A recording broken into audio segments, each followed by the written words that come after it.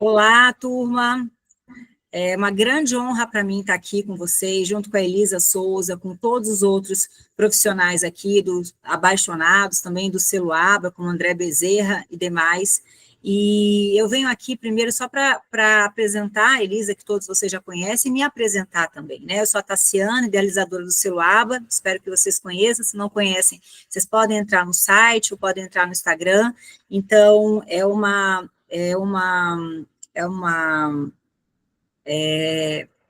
honra aqui poder estar junto com vocês e falando de um tema que é muito procurado e um tema que é muito debatido, que é a questão do PEI, né? Então, eu estava conversando agora aqui com a Elisa, esse PEI, né? Como que está na nossa legislação, qual é o nome que se dá realmente para esse plano de educacional ou plano de ensino, né, individualizado, e eu espero que essa noite seja de troca, né? Aqui ninguém é dono da verdade, como eu já disse, ninguém tem 100%, né, de verdades, assim, o que é bom para mim pode ser que não seja bom na sua escola para você, o que é perfeito para mim pode ser que não seja para você. Então, aqui a gente está para debater e trocar essas opiniões, entrar em diálogo, né? Então, eu deixo agora com vocês a Elisa, que ela vai começar, e se vocês tiverem alguma dúvida, é só escrever ou levantar a mão, e ela, eu não sei como que é o andar dela, mas ela tem muitos slides para passar, e aí ela vai vendo como que ela consegue responder a todos, tá?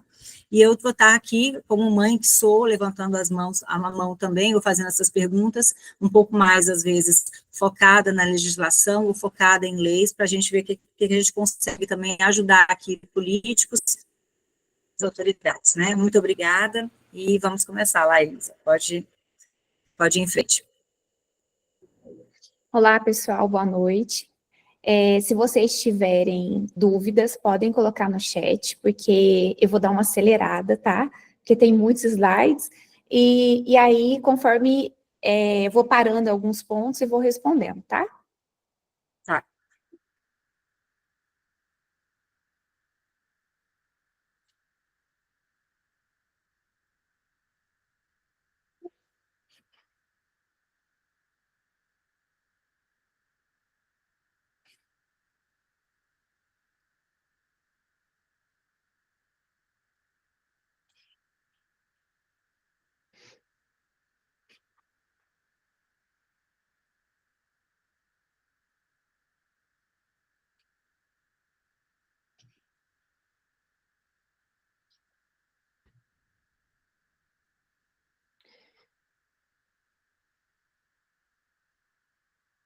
Eu acho que eu consegui aqui deixar de um jeito que eu vou conseguindo ver o pessoal e ainda ativando quem está entrando. Bom, gente, vou falar sobre inclusão, PDI, PAE, PEI, plano de aula. Então, são vários documentos, é bem confuso, tem algumas diferenças entre regiões, estados, mas a intenção é realmente trazer uma clareza de como que a inclusão está sendo organizada no Brasil. Então, eu sou Elisa, sou pedagoga, tenho pós-graduação em educação especial, sou certificada pelo IBAL como analista de comportamento, sou mãe atípica, e hoje recebi a notícia também que agora é só fazer a matrícula, que eu sou mestranda em educação inclusiva pela UFMT. Bom, o que diz a lei? Então, eu vou trazer aqui para vocês algumas leis mais importantes, que é justamente o que a Tassiana estava falando. Realmente, é difícil ficar admitindo as pessoas, mas eu não consigo colocar outra pessoa.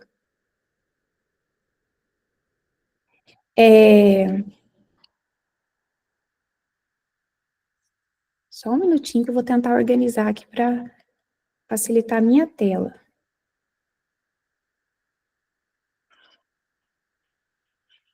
Aí. Então, falando da LDB, a LDB, ela é uma lei... Ai, gente, que dificuldade que tá aí, só um minutinho. A LDB é a Lei de Diretriz e Base de Educação, então ela vai falar sobre currículos, métodos, técnicas, recursos educativos e organização específicos para atender às suas necessidades. Então, quando a gente fala O parecer 50 veio para falar sobre o PEI, sobre adaptação. Gente, não é. Na verdade, nós já tínhamos isso na lei e só não seguia. Então, a comunidade autista bateu, falou muito sobre isso, sobre a necessidade, porque é uma deficiência muito complexa, e o pessoal acabou fazendo esse parecer 50 para explicar melhor como fazer, como adaptar, mas, na verdade, a lei já trazia isso em 1996. A Lei Berenice Piana, de 2012, ela vai falar que a pessoa no transtorno do espectro autista, ele é considerada uma pessoa com deficiência, o gestor escolar, se ele não fizer a matrícula, se ele negar a matrícula, ele pode ser multado.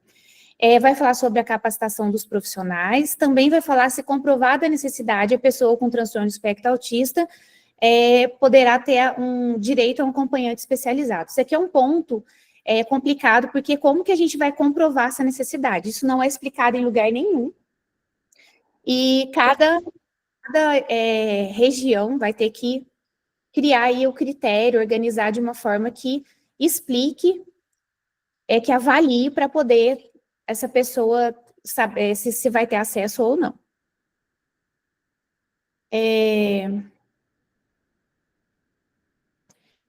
A LBI, ela é muito importante, a lei de 2015, que ela vai falar sobre acesso, permanência, participação e aprendizagem.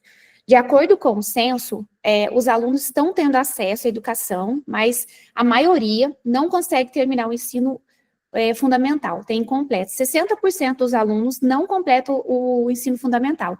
Então, não está sendo garantida a permanência, nem a participação e nem a aprendizagem. E ela também vai falar sobre adoção de medidas individualizadas. Então, não é só coletiva, é individualizadas e coletivas. Vai falar sobre os novos métodos, técnicas pedagógicas, materiais didáticos, equipamento e recursos de tecnologias assistivas.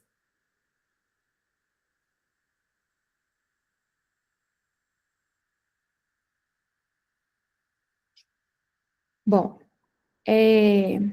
ela vai falar sobre o planejamento de estudo de caso e da elaboração do plano de atendimento educacional especializado. Então, o estudo de caso e elaboração do PAEE, da organização de recursos, serviços de acessibilidade, disponibilização e usabilidade pedagógica de recursos de tecnologia assistiva. Então, uma lei, ela vai complementando a outra.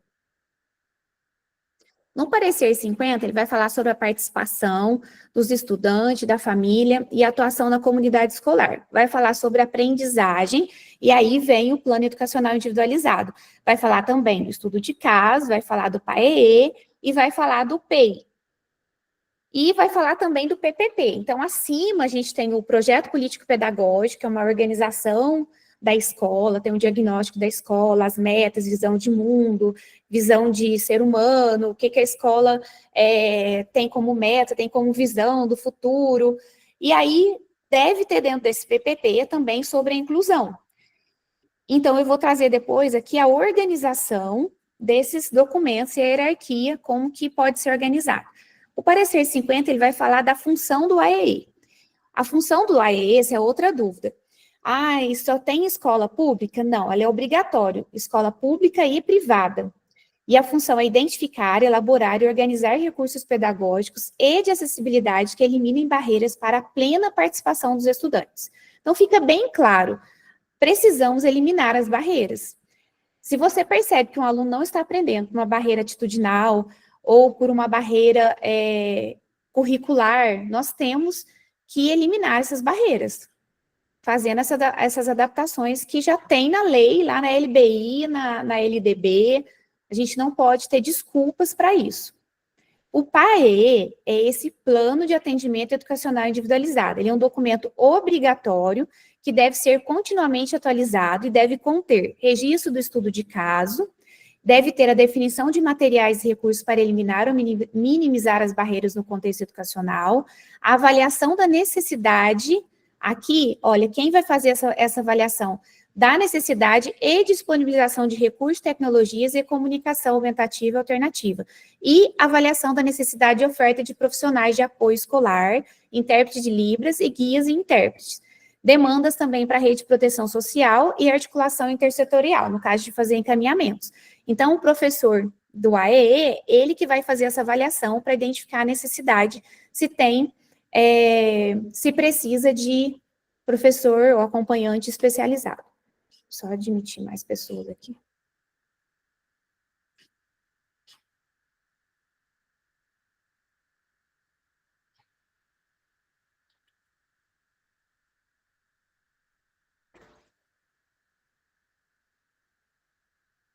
Pode falar.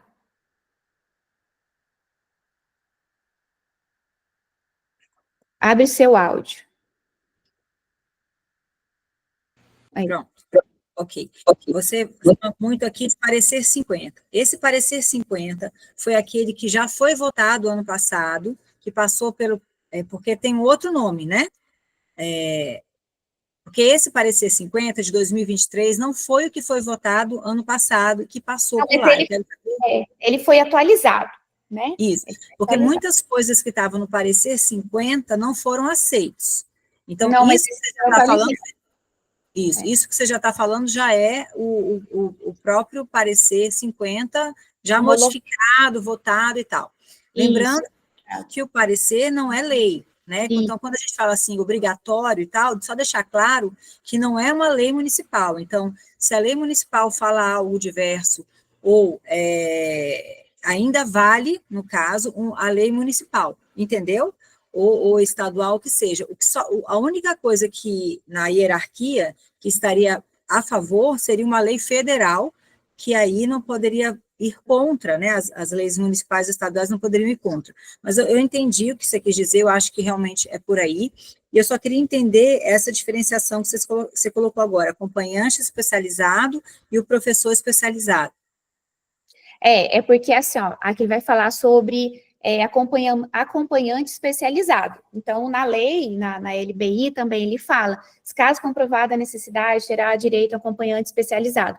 A lei, ela já fala isso. Aqui no parecer 50, eles são orientações para a construção do PEI, certo? Então, o parecer 50, ele veio para trazer orientações, para deixar mais claro. Ele não tem força de lei, mas como ele é orientações e ele está baseado na lei, a gente pode utilizar ele para orientar o nosso trabalho, né? Porque já tem isso na lei, igual eu falei, a LDB, a LBI, se a gente pegar na Constituição também de 88, vai falar sobre os direitos.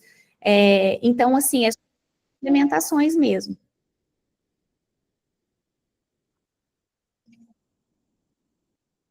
Deixa eu continuar aqui. Então, esse daqui já é o parecer homologado, tá, pessoal?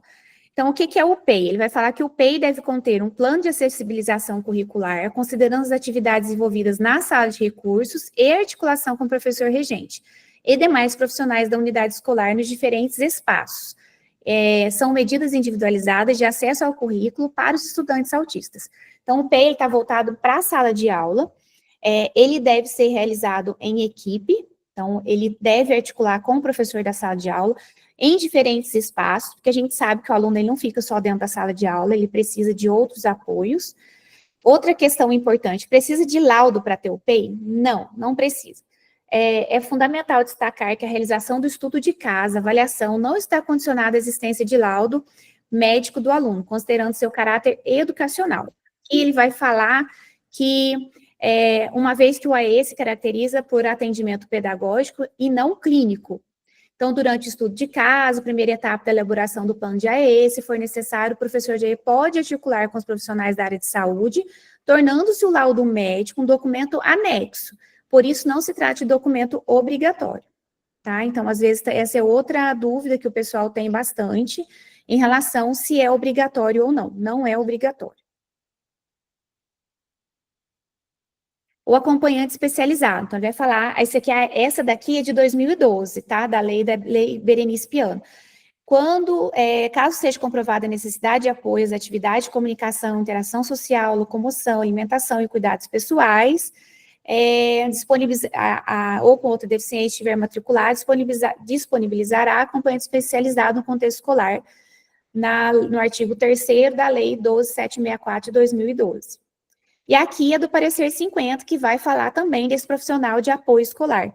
Pessoa que exerce atividade de alimentação, higiene e locomoção do estudante com deficiência e atua em todas as atividades escolares, nas quais se fizer necessária, em todos os níveis e modalidades de ensino, em instituições públicas e privadas, excluídas técnicas ou procedimentos identificados como profissões legalmente estabelecidas. Então, aqui não é para ele assumir uma profissão ali dentro da escola, ele é um acompanhante que vai atuar como apoio escolar em todas as atividades que forem necessárias dentro da escola. Pode falar? Lisa, boa noite, tudo bem? Tudo Em bem. relação ao profissional, né, de apoio, tem na lei algo que especifica em relação à formação desse profissional? Então tem. Eu não encontrei, gente, eu não vou falar que eu sei de tudo, mas eu estudei bastante, e eles falam assim, que pode às vezes ter um ensino médio, pode a própria instituição faz essa capacitação dos profissionais, então assim, não tem nada específico, tão claro também, mas é importante que ele seja capacitado para isso, certo? Uhum. Ok, obrigada. Pode falar? Quem mais está com a mão levantada? Boa noite. Boa noite. Aqui na minha cidade, né, o profissional de apoio, quando tem a contratação, ele precisa ter, né, pedagogia e também a formação em educação especial, a segunda graduação em educação especial. É o primeiro requisito para ele concorrer a profissional de apoio. Tem que ter a pedagogia mais a segunda graduação, que é o ensino especial, e pós-graduação em educação inclusiva, ou psicopedagogia, ou neuropsicopedagogia. Então, isso é uma coisa importante, porque o próprio município, ele pode também fazer as adequações de acordo com o município. Então, por exemplo, tem uma cidade aqui próxima, que eles também exigem que tenha pedagogia. Então, eles são monitores, mas eles exigem pedagogia. Já na minha cidade, eles não exigem pedagogia. Então, é o ensino médio, e aí eles fazem a formação, certo? Eu vou pedir para vocês colocando as perguntas no chat, só para eu adiantar um pouquinho. Aí depois eu vou respondendo, tá bom?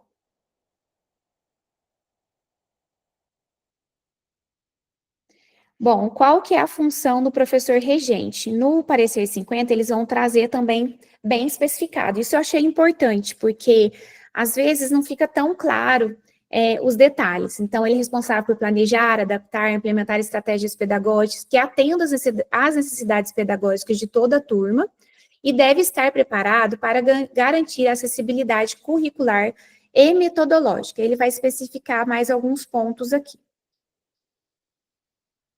Ele vai falar também quais são as funções do professor aqui de forma mais clara: mobilizar o estudante para a participação, orientar o professor de apoio, o profissional de apoio, então, no caso, esse acompanhante especializado, ele vai orientar, reunir-se periodicamente com o professor do AEE, visando a produção de materiais, orientações para ajustes nos planejamentos, recursos, estratégias de ensino, organizar essas estratégias, metodologias, recursos, sem perder de acordo com a singularidade do estudante, sem perder de vista que ele faz parte de um grupo.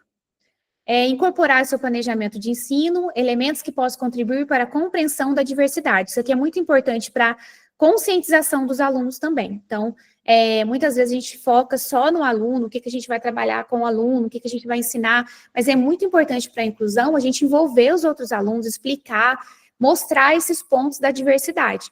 Não são só os alunos de inclusão que são diferentes, todos nós somos diferentes. Então, a partir do momento que a gente educa para a diversidade, a gente já começa a trazer essas questões, não só da deficiência, mas que todos nós somos diferentes. Então, é muito importante a atuação articulada entre o professor regente, o professor de AE e o profissional de apoio. Às vezes, eles não conversam, e aí não dá certo. Então, o professor de AE está indo para um lado, o apoio, né, o profissional acompanhante especializado, ele não tem orientação do professor, então ele faz qualquer coisa, então não dá certo a inclusão desse jeito, não dá certo. Assim, se não está tendo essa comunicação, esse planejamento, não vai dar certo. E aí, aqui é muito importante, para a gente garantir acesso, permanência, participação e aprendizagem. Primeiro, eles têm acesso, depois a gente vai ver, através do nosso planejamento, a permanência dele na escola, que é a adaptação, a criação de vínculo, ele gostar de ir para a escola, depois que ele gosta, ele vai ter a participação, e a partir da participação, ele vai conseguir aprender. E aí, vai trazer alguns pontos que são bem confusos, na verdade, eu pesquisei bastante. Em relação ao PDI, tem vários estados, tem pesquisa, tem estudos que implementam em algumas cidades o PDI, estados, né? Então, no caso de Minas Gerais, é obrigatório o PDI. Esse PDI, ele é de responsabilidade de um professor especialista em educação básica, ele que articula, e o professor da sala de recursos, professor da sala de aula, eles vão juntos criar esse PDI. O PDI ele é um documento mais amplo, que ele vai trazer uma avaliação geral do aluno, questões de saúde, questões de medicação, história do aluno, tudo, de forma bem ampla. Depois vem o estudo de caso, que é a apresentação e discussão sobre o caso, das avaliações, tudo que foi feito no PDI, e a partir disso, então, o professor da sala de recursos faz o plano do AEE, que é o que ele vai trabalhar durante o ano com aquele aluno, quais são os recursos que ele vai utilizar, qual o nível de suporte desse aluno, tudo isso quais são as tecnologias assistivas, tudo que ele vai precisar, tudo que ele vai trabalhar dentro da sala de recursos, e vai ter também o PEI, que aí o PEI é utilizado também em equipe, mas ele é voltado para a sala de aula.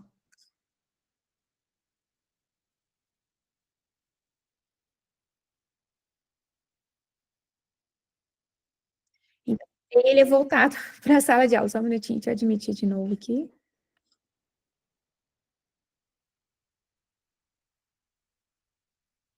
Eu vou descobrir como que eu coloco outra pessoa para me ajudar aqui. E aí, depois de fazer o PEI, tem o plano de aula. Então, o PEI, ele traz todos os objetivos que vão ser trabalhados naquele ano. É realizado junto com uma equipe, professor, família, o estudante, participação de todo mundo. E aí, depois, o professor vai adicionar no plano de aula dele. Eu vou especificar um pouquinho mais à frente sobre isso. Esse aqui é um outro ponto que vai falar sobre a ausência do laudo. Eu deixei o link aqui, porque, caso surgisse mais alguma dúvida. Aqui vai ter o PDI de Minas Gerais. Ele traz, gente, de forma bem ampla. Até eu estou com ele aqui. Então, ele vai falar de todas as áreas do desenvolvimento, se apresenta com ajuda, se não apresenta, se não conseguiu ser observado. Então, ele traz alguns pontos de cada área. Comunicação, linguagem cognitiva, área motora, tem de assinalar, tem para escrever. Então, assim, ele já traz um norte, né? E ele é obrigatório em Minas Gerais. Então, tem esse modelo aqui. Se vocês quiserem escanear o QR Code aqui, vocês vão ter acesso. Mas ele está liberado também na internet. Aqui também ele vai falar do PAE, vai falar que o PDI vai dar subsídio para a sala de recursos, ele vai falar também sobre a sala de aula, que o professor regente deve levar isso em consideração, a fim de que as atividades sejam elaboradas e avaliadas de acordo com a capacidade diagnosticada, ou seja, a linha de base, a partir daquilo que foi identificado, que o aluno já consegue fazer, é assim que ele vai planejar a aula, os conteúdos, fazer as adaptações, e aí em todas as áreas. Esse daqui é um livro também que vai falar sobre PDI, esse daqui é um livro de Marília, da Unesp, então não tá falando só aqui de Minas Gerais, também tem dessa outra de São Paulo, né? Vou esperar se vocês quiserem escanear. O passo a passo, então, para fazer o PEI. Então, vamos supor que a gente recebe o aluno na escola sem diagnóstico. Esse aqui é um exemplo de um aluno que não tem diagnóstico. Então, o professor vai receber o aluno na sala, ele começa a observar, fazer uma avaliação diagnóstica da turma, e ele começa a observar que esse aluno tem dificuldade em várias áreas do desenvolvimento, não é só na área pedagógica. Ele tem dificuldades, às vezes, de comunicação, social, às vezes questões sensoriais, e aí o professor começa a observar. Então, ele encaminha para a sala de AE, o professor da sala de AE chama a família, faz uma anamnese, entende melhor qual que é o histórico desse estudante, o professor da sala de recursos avalia, depois a equipe escolar faz o estudo de caso. Então, né, o gestor, o supervisor, o AE, o professor regente, todos eles vão analisar, vão escrever. O professor da sala de recursos faz o PAE, que é o Plano de Atendimento Educacional Especializado. Também equipe elaboram o PEI. Então, assim, é todo um passo a passo para chegar lá no PEI. E, no caso de um aluno que já tem diagnóstico, ele chega, ele vai apresentar o diagnóstico, se ele já tinha o PDI ou o PEI, um estudo de caso, ele traz da outra escola, ele pode trazer relatórios também, tem a questão da equipe multidisciplinar que às vezes acompanha, já envia algum relatório, então isso já traz várias informações, e aí o professor vai começar a avaliar, fazer a anamnese ali, porque sempre tem atualizações, coisas que a família tem observado recentemente, e aí vai adicionar, junto a esses documentos que ele já trouxe, e o professor da sala de recursos avalia, porque o aluno sempre está aprendendo, mudando o comportamento dele, necessidades diferentes, de acordo com o momento que ele está vivendo, e vai fazendo todo passo a passo até chegar ao PEI também. O PEI, a estrutura do PEI, são um resumo das avaliações, os objetivos de longo, médio e curto prazo. Até eu coloquei aqui que a gente poderia fazer uma organização bimestral, porque eu acho que facilita bastante. Descrever como será o ensino em cada etapa, em cada área, como será avaliado o progresso e os critérios para avançar o ensino. Então, como que eu vou avaliar? Como que eu vou ir para o próximo passo? Como que a gente vai progredir? Como que eu vou saber se esse aluno está aprendendo? Eu vou avaliar ele por uma semana, ver se ele realmente adquiriu aquela habilidade, ele tem que acertar quantos % para passar para o próximo passo. Aí eu trouxe também a estrutura da BNCC, da educação infantil e ensino fundamental. Então, ela é dividida em direitos de aprendizagem. Então, quando a gente vê esses direitos aqui, a gente pensa assim, como que eu vou incluir meu aluno para que ele tenha acesso a esses direitos? Conviver, brincar, participar, explorar, expressar, conhecer-se.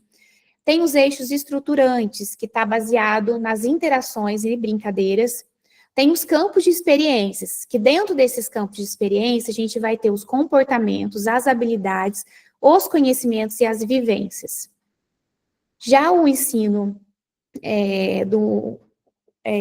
ensino fundamental, a gente ele é dividido assim, tem as áreas do conhecimento, tem os componentes curriculares, tem as unidades temáticas, então dentro de cada componente curricular, a gente tem as unidades temáticas, tem os objetos de conhecimento, tem as competências, que é, no caso, o aluno conseguir comparar eventos no mesmo espaços variados, em tempos diferentes, no momento e em tempos diferentes, e a habilidade, que é aquele comportamento que a gente vai planejar para a sala de aula, que é resolver, elaborar problemas, aquilo que você vai ver o aluno fazendo ali dentro da sala de aula.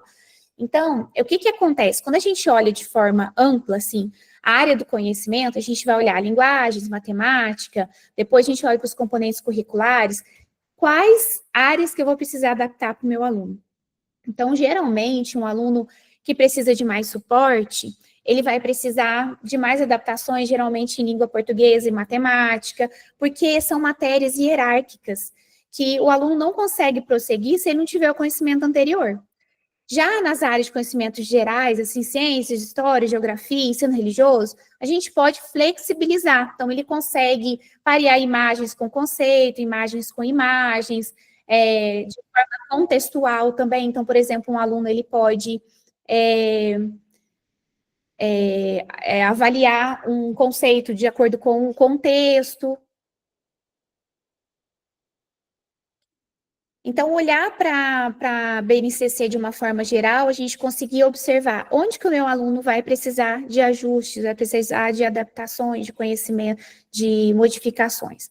E aí, eu trouxe aqui os níveis de suporte, sem falar só de autismo, mas níveis de suporte. Tem aluno que ele vai precisar de suporte em apenas uma área, talvez seja na área social, ou sensorial, ou comunicação. Então, esse aluno aqui, geralmente, ele não precisa de um acompanhante especializado, é uma adaptação bem simples ali na sala de aula, ou no recreio, ou no momento da entrada, alguma coisa que é bem, assim, pontual. Já um aluno que precisa de suporte em várias áreas, pode ser que ele precise de um acompanhante especializado, porque ele vai precisar de suporte na área social, talvez ele não consiga interagir, ele não consegue comunicar, na área acadêmica ele não consegue seguir instruções, ele fica perdido, então ele vai precisar de suporte. Mas ele pode, às vezes, ter vários alunos junto com ele, com um acompanhante especializado, porque ele tem algumas habilidades, ele não precisa de um suporte tão grande no caso de um aluno que não tem habilidades básicas, que geralmente esse aluno vai precisar de 1 para 1. Então, um aluno que não entra na sala de aula, é um aluno que não segue instruções, ele não senta, ele não espera. Então, esse aluno ele vai precisar de muito suporte. Então, quando a gente olha assim, a gente já consegue ter uma ideia de quais serão as adaptações que esse aluno vai precisar quando a gente começa essa avaliação lá na sala de aula, e o professor da sala de recursos, ele já vai saber quantas áreas que ele precisa de apoio e qual vai ser o nível de suporte que ele vai precisar. No caso de comportamentos interferentes, a gente precisa ter uma descrição clara dos antecedentes, o que acontece antes, quem está presente, quais são os estímulos, como que esse comportamento ocorre, a forma que ele ocorre, se é intensa, se é frequente, se dura muito tempo, quais são as estratégias para evitar esse comportamento, quais são as estratégias para acalmar. Aqui, eu vou tentar mostrar aqui, eu acho que vamos ver se ele vai abrir. Não abriu, né? Eu vou ter que parar de apresentar.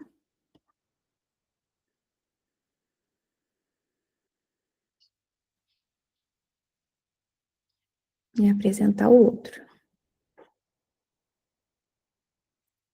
Eu trouxe um modelinho aqui para vocês de PEI. Então, aqui, ó, por exemplo, coloca um resumo da avaliação, descrição dos pontos fortes, dos pontos fracos em cada área. No caso de educação infantil ou mesmo ensino fundamental, um aluno que precisa de suporte nessas áreas aqui, social, comunicação, autocuidado, motricidade, cognitivo.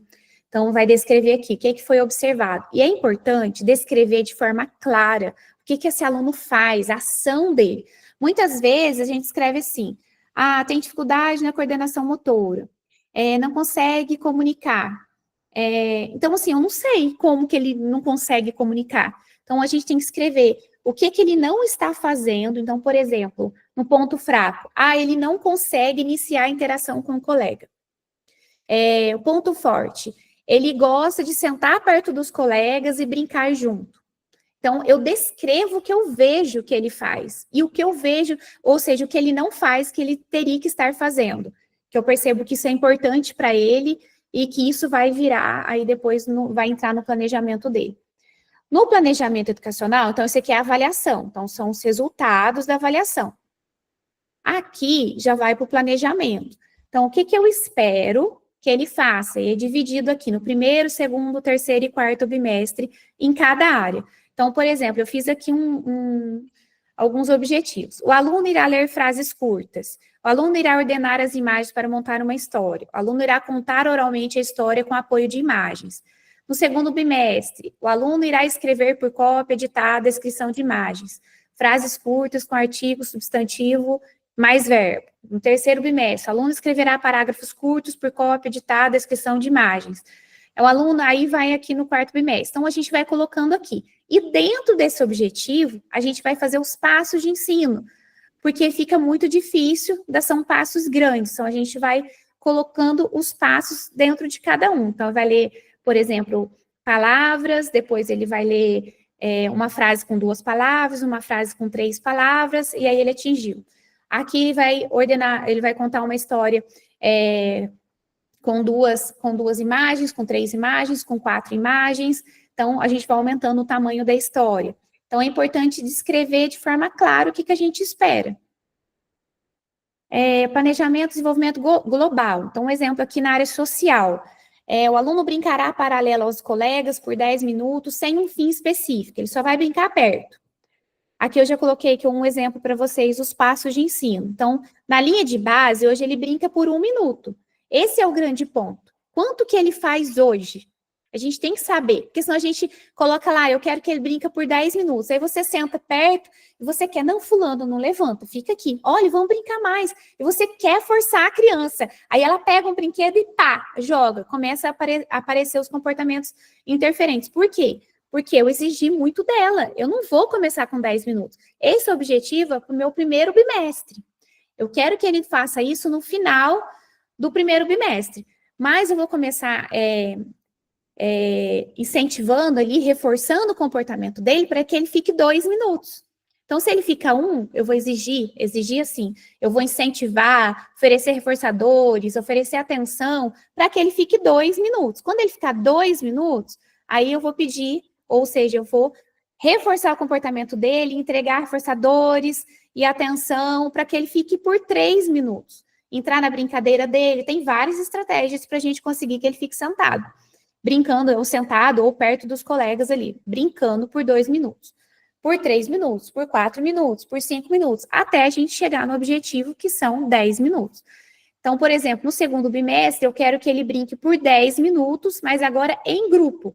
Então, aqui no primeiro era paralelo, no segundo bimestre eu quero que ele brinque junto com os colegas, com um fim específico. Por exemplo, a gente vai construir uma torre, a gente vai fazer uma colagem, a gente vai fazer uma pintura. Então, eles têm um objetivo específico para eles finalizarem. No terceiro bimestre, eu quero, por exemplo, que o aluno inicie uma brincadeira com o colega. Então, ele vai iniciar, vamos brincar comigo? Ele vai fazer troca de turnos na brincadeira ou jogos, com um grupo de até 5 crianças. Aqui, no quarto bimestre, eu quero que ele brinque de encenações, verbais e não verbais, com ajuda ecóica. Então, eu vou dar o modelo para ele, olha, fala assim, eu vou dar o modelo ecóico, o modelo gestual, e ele vai representar personagens e vai fazer algumas encenações junto com os colegas. Então, assim, é descrever claramente o que eu espero, e aí em cada área. Necessidades individuais. Isso aqui é muito importante, porque, só um minutinho, esse aqui é muito importante porque, às vezes, esse aluno precisa de algumas modificações na hora da entrada, na hora do recreio, na hora da alimentação, na hora do uso do banheiro, na saída. Às vezes, alguma mudança no espaço, no ambiente físico da sala, mudança de lugar do aluno, alguma necessidade sensorial. Então, eu vou precisar de um abafador, ele vai precisar, em alguns momentos, de dinâmica na sala de aula, ele tem dificuldade, então ele vai sair, vai fazer em outro espaço. Isso tem que estar descrito, porque se a mãe chega na escola, se acontece alguma coisa, existe, ai, nossa, meu filho está sendo excluído. Não, tudo isso é planejado. Por quê? É uma questão também de você não pegar o aluno em qualquer momento e falar, ai, vai passear, entendeu? Então, quando a gente faz a avaliação da linha de base, como que esse aluno consegue ficar, em que momento que ele consegue ficar, qual o nível de ajuda que ele precisa, a gente consegue colocar aqui para ficar tudo certinho, tudo organizado, apresenta para a família, o professor sabe o momento que ele vai sair, já entra isso na rotina dele, fica tudo tão claro que evita esses problemas dentro da escola, sabe? De, às vezes, o professor fala uma coisa, o acompanhante especializado nem entendeu, isso não estava planejado, aí chega a família, aí dá outro problema.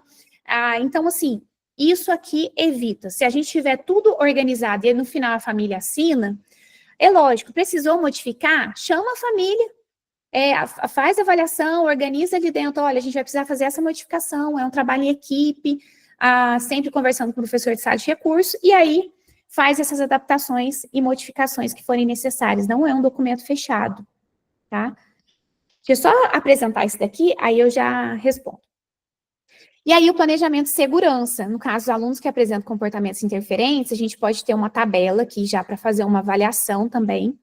O antecedente, o que acontece antes? Então, eu coloco lá uma situação 1. Descreva, diante de qual estímulo, de qual pessoa, acontece às vezes no mesmo horário, é fome. Então, assim, sempre descrever o antecedente. Quais são as respostas do aluno? Como que ele age? Não é para colocar rótulo, ele fica nervoso. É para escrever, por exemplo, o João joga itens, o João bate a mão na cabeça. Então, descreve para a gente saber como que esse comportamento acontece.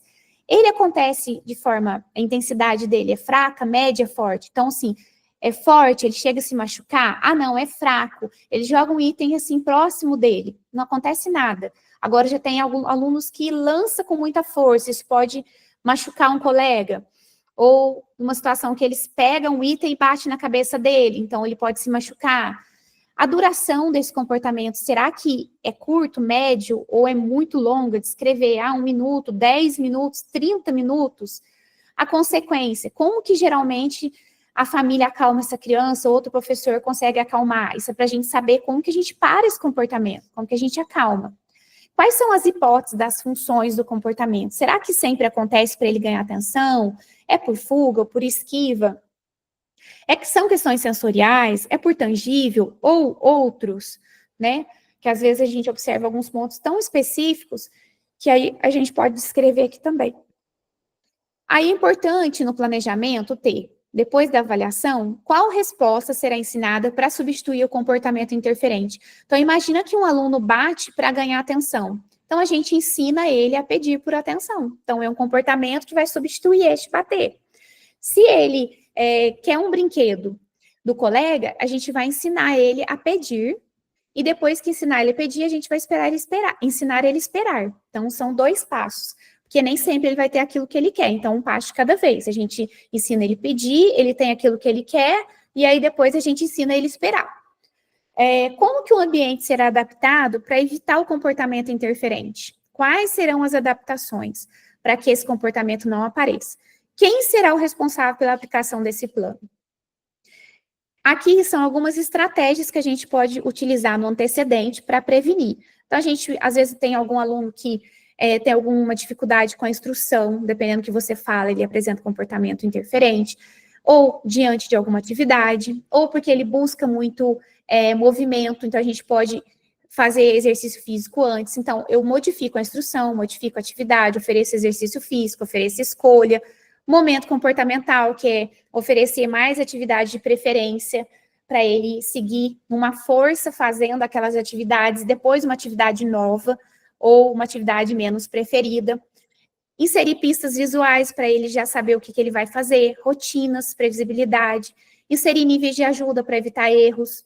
Eliminação de ruídos. Em algumas situações, a gente consegue eliminar ruídos ou retirar ele de alguns momentos que sabe que para ele é difícil.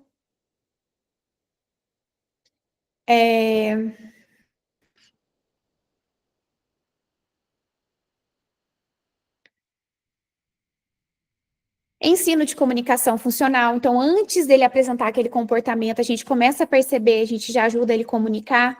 Reforço não contingente, a gente dá atenção, um exemplo também, a gente dá atenção para ele várias vezes. Se um aluno que tem comportamento para ganhar atenção, a gente dá atenção várias vezes para manter ele saciado de atenção e evitar que esse comportamento apareça. Então, se ele quer atenção, a gente dá atenção e aí o comportamento não aparece. E isso evita que ele entre em comportamentos perigosos, né? Estratégias para desacelerar a crise. Então, eu ofereço um reforço imediato para parar o comportamento. Vou reduzir as exigências temporariamente. Vou proporcionar um espaço seguro. Como que eu vou proporcionar isso? Eu vou sempre utilizar qual tipo de comunicação, sempre calmo, objetivo, como que eu vou agir diante disso. Então, a gente sempre tem informações da família, também no dia a dia a gente pode ir adicionando essas informações. A gente vai redirecionar para alguma atividade alternativa, sair, beber água, ter acesso a algum item sensorial, alguma atividade sensorial.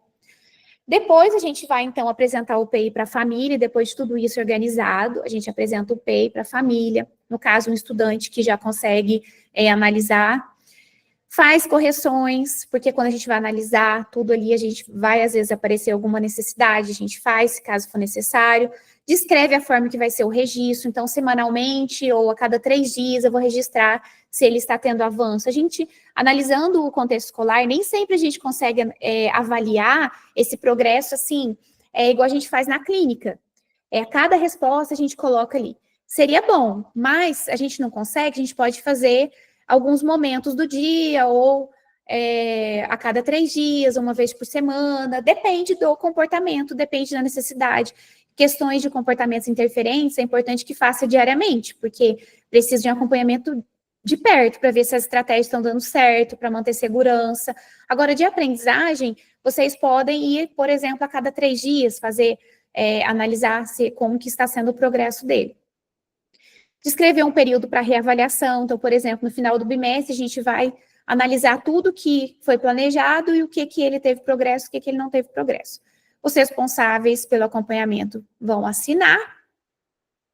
E aqui eu trouxe algumas tabelas também que ajudam muito no planejamento. Então, por exemplo, quais são as tabelas de antecedentes? Quando a gente vai planejar, a gente pode colocar, o antecedente vai ser uma instrução vocal, e qual que vai ser a resposta do aluno? Vai seguir a instrução. Então, eu posso falar, coloca com igual, e o aluno vai, qual que é a resposta que eu espero dele? Colocar com igual, pintar, colorir, cortar, colar. A instrução, ela é de um passo, ela é de 2 passos, então, pode ser instruções simples para aluno de educação infantil,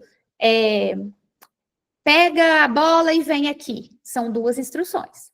Eu vou falar instruções de 1 palavra, de 2 palavras. Por que é importante, às vezes, a gente definir isso? Porque, às vezes, a gente faz uma instrução muito grande, de vários passos, e a gente não vai ter sucesso, porque aquele aluno não consegue seguir ainda. O antecedente também, eu posso dar um modelo, e o aluno vai imitar. Eu posso colocar imagens para ele nomear, e a ação dele é nomear a imagem. Eu posso fazer ações no contexto, a minha ação, e eu falar para ele o que eu estou fazendo, e ele nomear a minha ação.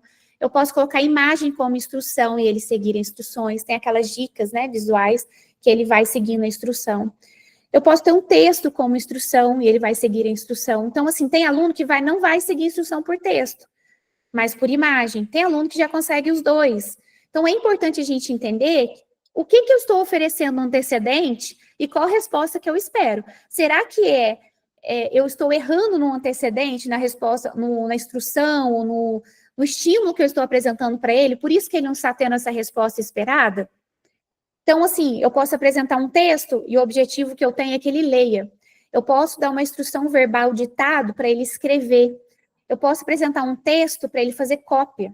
Então, assim, são os antecedentes que a gente coloca com o objetivo da resposta que a gente espera do aluno. Então, a gente tem que pensar bem nesse antecedente que a gente está apresentando, porque esse antecedente, às vezes, está também fora do repertório do aluno, ele não vai conseguir fazer isso. Por isso que é tão importante a gente entender os estímulos antecedentes. Antes de iniciar o ensino, sempre faça a linha de base, tá? Aqui eu vou apresentar também um outro modelo de planejamento componente curricular de português. Então, aqui eu coloquei todo um passo a passo. Espera-se que o aluno, ao final do ano, consiga frases curtas com palavras de sílabas, escrever por ditado, copiar, emparelhar palavras com letra caixa alta, diante de pelo menos 3 professores, em qualquer ambiente escolar ou familiar. É importante isso, porque às vezes ele só faz com o professor, só na sala de aula, não faz com os pais. Então, é importante a gente pensar como que eu vou planejar e ajudar que ele faça isso na sala de recursos, que ele faça na biblioteca, que ele faça com o acompanhante especializado, que ele faça com o professor. Se vir um outro professor, ele também vai conseguir fazer junto com outro professor.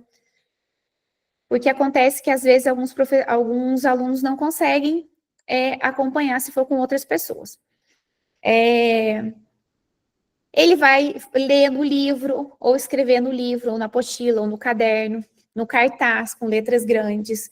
Ele vai ler com letra, pelo menos tamanho número 14, com latência de máximo 5 segundos após a instrução, porque às vezes você coloca a criança, demora 1 minuto para ler, ou 2 minutos, ou ela passa um dia inteiro para escrever uma frase curta. Então, é importante a gente colocar isso também. Tá complexo? É porque a análise do comportamento a gente traz assim. E assim, o que vocês têm de realidade? Que conhecimento que vocês têm? A partir disso, vocês vão construindo. E é importante estudar, analisar. Por que não está dando certo? Será que é o meu antecedente? Será que é o estilo da atividade que eu estou colocando? Será que eu estou esperando uma resposta muito além do repertório dele? E aqui eu vou apresentar rapidinho. Então, eu coloquei aqui, dividindo esse objetivo de longo prazo lá do final do ano, em vários passos. Então, o primeiro aqui será a identificação de palavras em frases, consciência de palavras. Então, ele vai fazer consciência de palavras, aí aqui é todo um passo a passo, o objetivo principal, a instrução, os recursos utilizados, o nível de ajuda que eu vou oferecer, a resposta que eu espero que o aluno diz ou aponta corretamente a quantidade de palavras, eu vou reforçar esse comportamento, depois eu vou para a segmentação de sílabas, Então, ele vai segmentar sílabas, por exemplo, batendo palma, colocando uma bolinha de massinha, um bloco.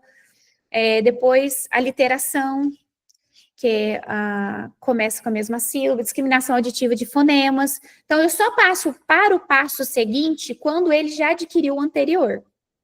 Depois, seria nomeação de letras, depois o traçado das letras, depois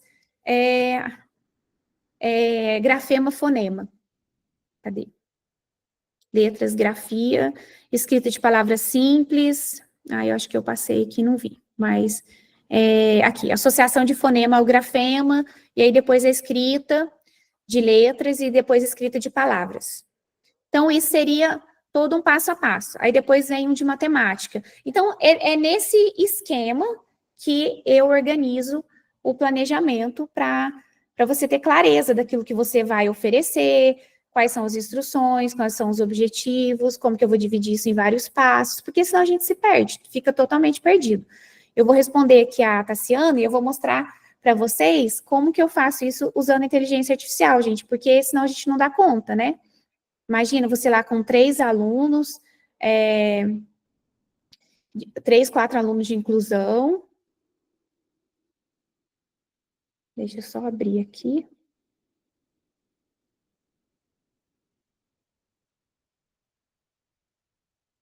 Pode falar, abre seu áudio, por favor. Então, Elisa, eu tenho muitas perguntas, né, mas eu sei que você tem que passar os outros slides.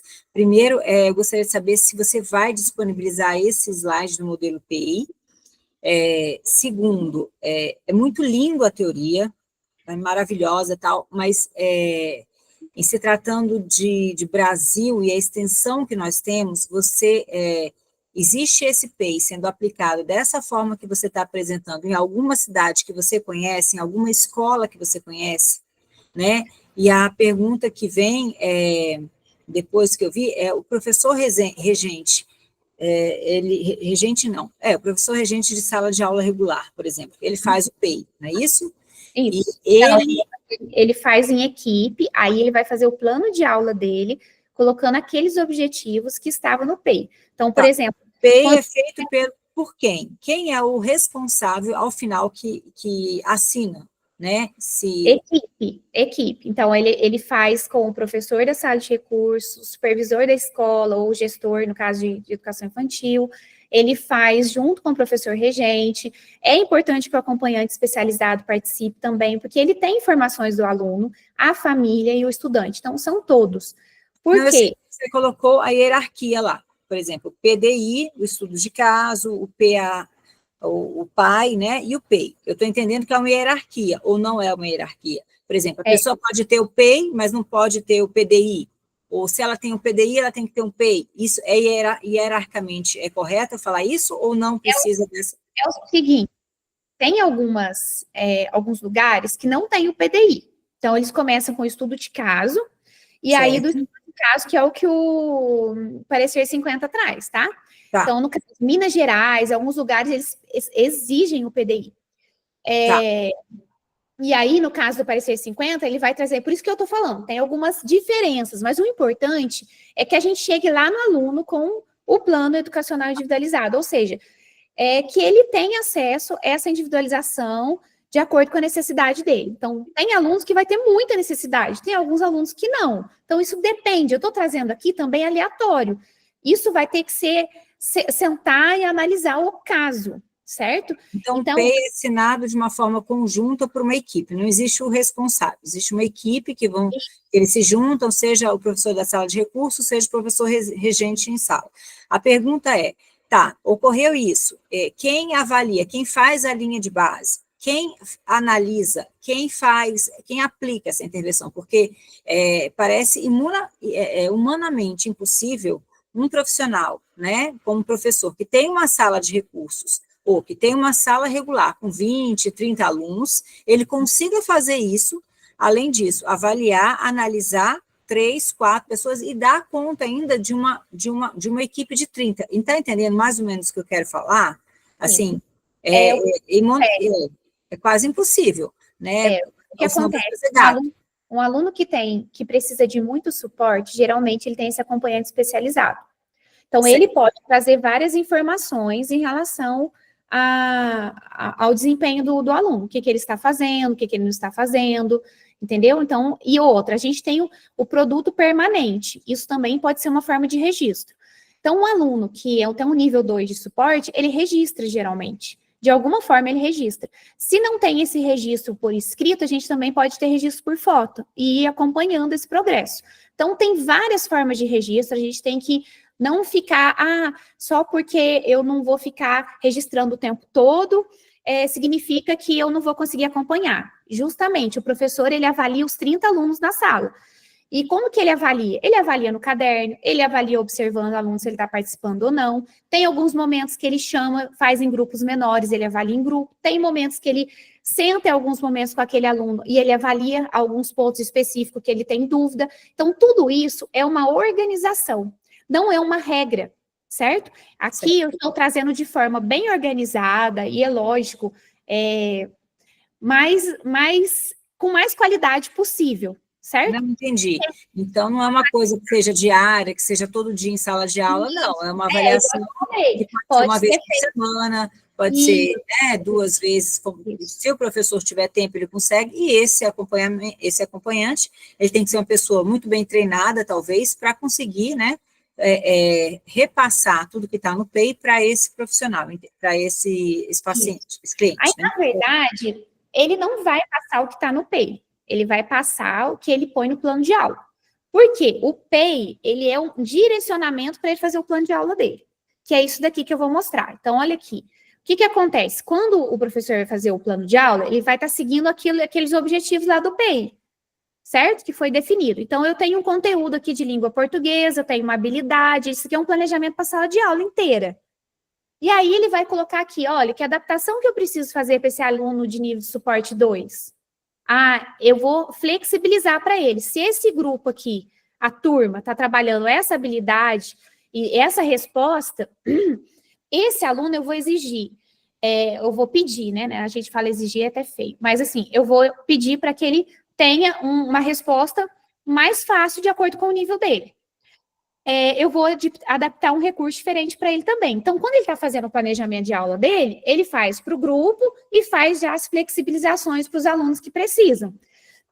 E no caso, um aluno que não tem habilidade básica, um exemplo, que não fica na sala de aula, que sai toda hora, que não consegue acompanhar de jeito nenhum aquele currículo, a gente pode voltar atrás e ensinar as habilidades básicas. Então, por exemplo, ele vai ter um acompanhante especializado nesse caso, que ele é um nível de suporte 3, porque ele não fica sozinho, ele sai da sala, ele foge, talvez não fala. O que esse acompanhante especializado vai ajudar? Vai ajudar ele nas brincadeiras e interações que está lá naquele eixo da BNCC. Só que dentro dessa brincadeira, qual o objetivo que ele vai seguir? Imitação motora, segmento de instruções, e aí ele deixa... Aqui, ó, desenvolver habilidade básica de imitação como precursor de aprendizagem, e aí ele vai brincar de imitar. Pode ser brincar com brinquedo, pode ser de imitar pulando, pode ser dançando, ele vai brincar. E aí, qual lugar que ele vai brincar? Será que é possível dentro da sala de aula, em alguns momentos com algum brinquedo? No caso, quando ele precisa de mais movimento, pode ser no pátio, pode ser alguma sala específica. Então, é isso. Sabe? A gente não precisa complicar as coisas. E aqui, ó, seguir instruções simples, fazer pedidos básicos. Então, dentro do plano de aula dele, ele faz para o grupo inteiro e faz as flexibilizações de acordo com a necessidade daquele aluno e de acordo com a realidade dele. Tem acompanhante especializado? Então, esse acompanhante vai ajudar. Se não tem, ele vai fazendo o apoio de acordo com a realidade que ele tem. Eu posso sentar com o meu aluno 40 minutos dividido em 10 minutos, então vai ser 4 vezes durante o período de aula inteiro. É isso que ele vai conseguir. Então, por exemplo, a cada uma aula de 40 minutos, ele senta 10 minutos ou 5 minutos com aquele aluno, enquanto o grupo está trabalhando sozinho. Entendeu? Então, por exemplo, você dá atividade para o grupo e vai lá e senta com ele 5 minutos. Eu sento com ele 10 minutos. Não adianta a gente querer falar que o professor vai fazer uma coisa que ele não dá conta. Então, esse planejamento dele é voltado para a realidade dele e para a necessidade do aluno. Então, esses 2 pontos, eles são muito importantes, tá? Porque senão a gente não consegue Se a gente pensar, então o professor tem 30 alunos, ele não vai fazer nada. O aluno também, então a gente não cumpre o que está na lei. A gente tem que ver o que a gente consegue fazer dentro do que eu posso. E aí, se a gente não tem um planejamento, a gente não faz nada. Então, dentro do que eu posso, eu consigo sentar com ele 5 minutos? Eu vou colocar isso. E o que eu vou fazer nesses 5 minutos? Eu vou ensinar a limitar. Eu vou ensinar ele para fazer pareamento de imagem com som da letra. Eu vou ensinar ele a parear a palavra com a palavra escrita, a palavra com a imagem da palavra. Então, é isso. É ter claro o que eu posso fazer de acordo com a necessidade do meu aluno. E aí a gente consegue ter um progresso baseado na nossa realidade. E é isso. Agora eu vou voltar para o outro lá, só para eu mostrar um pouquinho para vocês da IA, para a gente encerrar.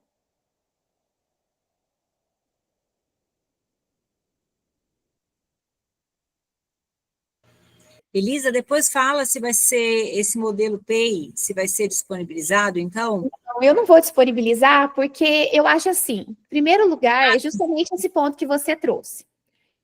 Esse modelo é para todo mundo? Isso é possível? Não, gente, esse modelo não é para todo mundo. Eu estou trazendo aqui de forma clara, objetiva, como que a gente pode fazer de qualidade, mas a gente sabe, depende da realidade. Só que é importante, vários pontos que eu trouxe aqui são muito importantes. A gente tem que estar atento ao antecedente, à linha de base, se esse aluno, o que ele já consegue fazer para a gente planejar, qual resposta que eu espero dele. Isso não interessa se eu vou sentar com ele 5 minutos ou 10 minutos. Se eu não tiver clareza, eu posso sentar com ele 30 minutos se eu não conseguir fazer nada, entendeu? Então, tem alguns pontos que eles são essenciais para dar certo, senão não dá. Eu vou passar bem rapidinho aqui agora. Tá. Então, a gente tem várias estratégias da análise do comportamento que a gente pode utilizar, tá? E aí vocês vão, pode estudar um pouquinho sobre cada um desses. Então, tem como utilizar na sala de aula? Tem.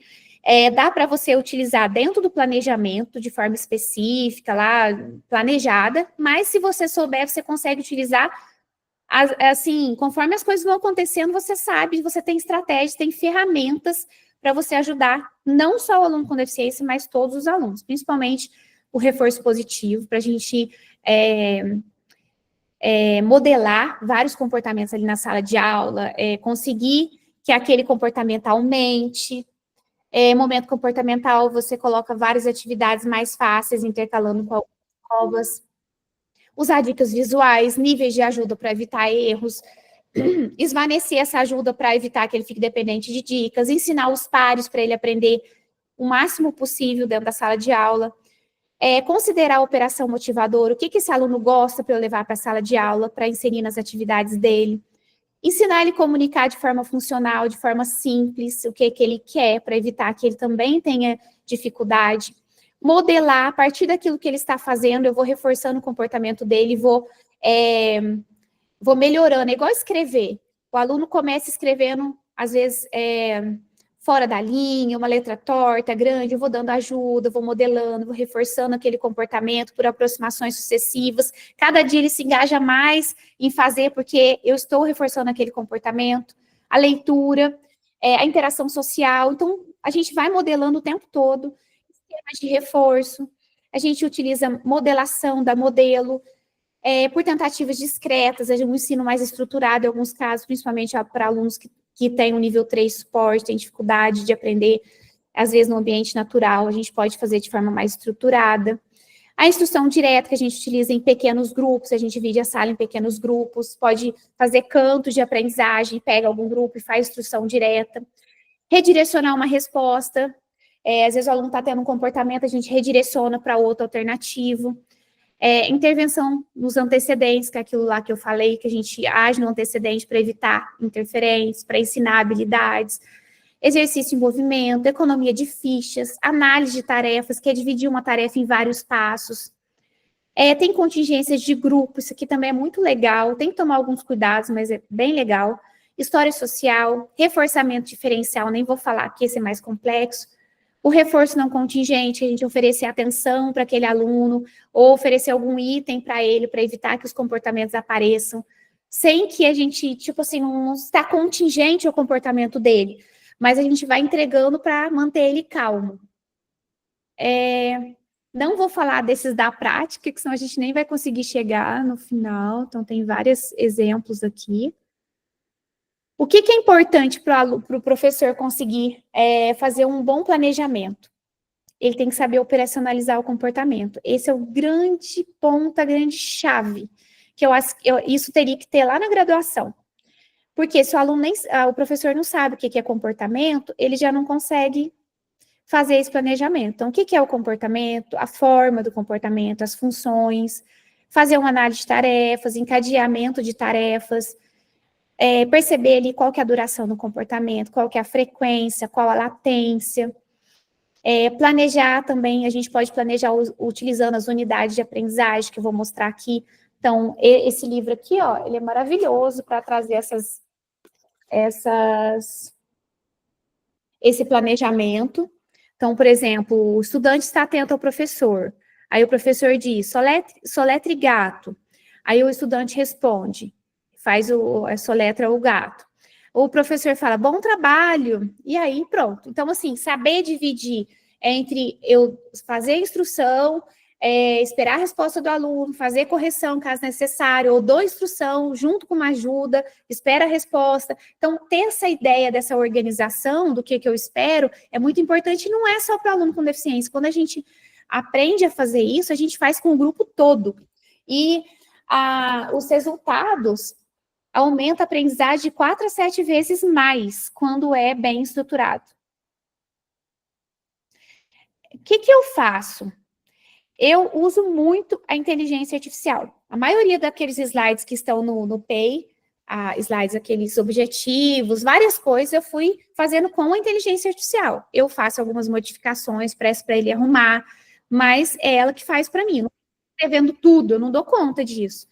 Então, quando você vai operacionalizar, utilizar a inteligência artificial, é muito importante você saber pedir para ela.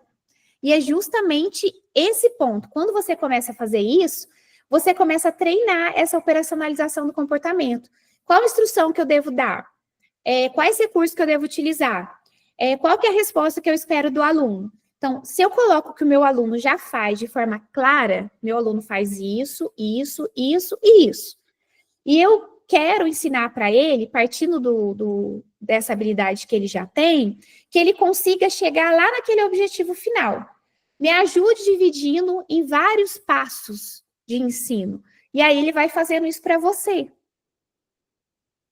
Então, aqui, eu fiz aqui um pedido, um prompt. Preciso que você crie uma tabela com objetivo de curto, médio e longo prazo para o meu aluno que precisa aprender a realizar conta de adição dentro da tríplice contingência, que é o antecedente, a resposta e a consequência, dividindo essa habilidade de fazer conta de adição com 2 dígitos, que é o final, que eu espero lá no final, começando, o que é a habilidade que ele tem hoje? Com a quantificação pareada com o número até a habilidade de realizar a conta. Então, ele sabe só parear a quantidade com o número. E aí, ele vai trazer alguns exemplos aqui. Então, olha lá, o professor demonstra como parear uma quantidade com o número, o aluno imita a ação do professor. Ele vai fazer por instrução verbal, por modelo e por pareamento. Então, são 3 tipos de antecedentes aqui. E aí, a resposta do aluno é colocar junto com, emparelhar corretamente. Então, de acordo com o antecedente, a resposta que eu espero. Aqui eu quero que ele conta, aqui eu quero que ele imita, aqui eu quero que ele emparelha. Aqui, ele foi dividindo para mim. Então, olha lá, aqui que ele vai fazer até 10, aqui até 20. Emparelhar número com quantidade através da contagem até 10. Depois, escrever os números, desenhar a quantidade correspondente até 20. Depois, lá, ele vai colocar, deixa eu arrastar aqui, quantificar usando material dourado até 99. Então, ele vai colocar, ele já fazia até 20, então ele vai fazer até 30, até 40, até 50. Então, é passo por passo, até ele chegar no 99.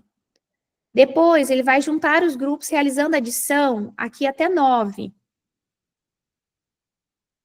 Depois, ele vai realizar adições juntando os grupos até 50. Então, eu vou lá, agora partindo para 10, que agora entra o decimal, estava só com unidade, decimal 10, 20, 30, 40, 50. Depois, ele vai realizar adições com material concreto e fazer registro. Tem gente querendo entrar, mas já estamos finalizando.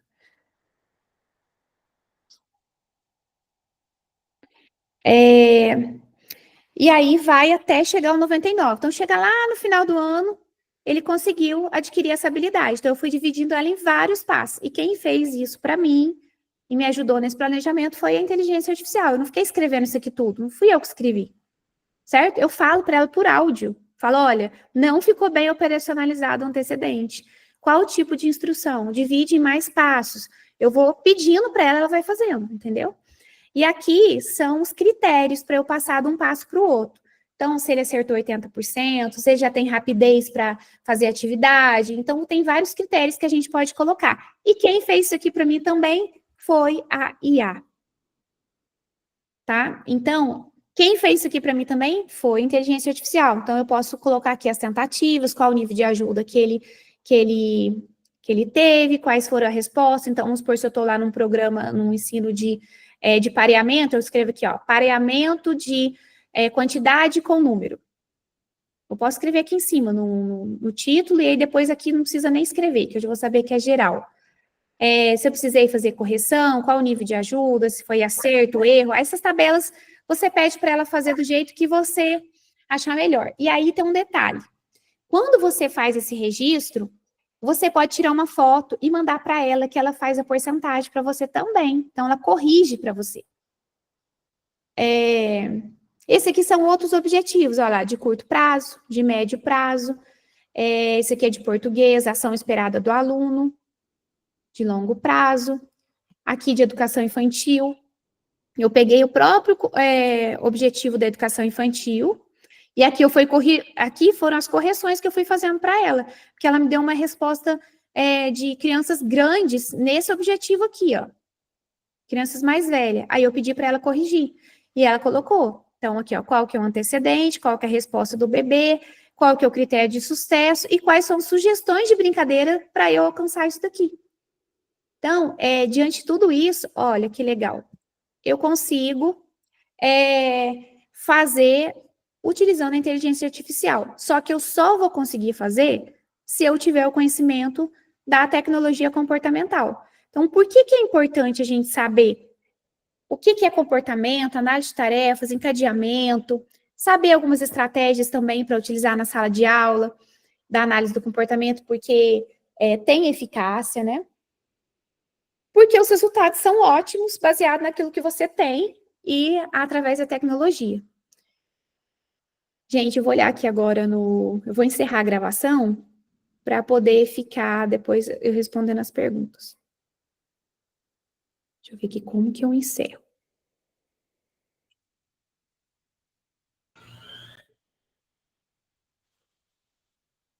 Só um minutinho, tá? Que aí eu vou abrir o áudio e a gente conversa.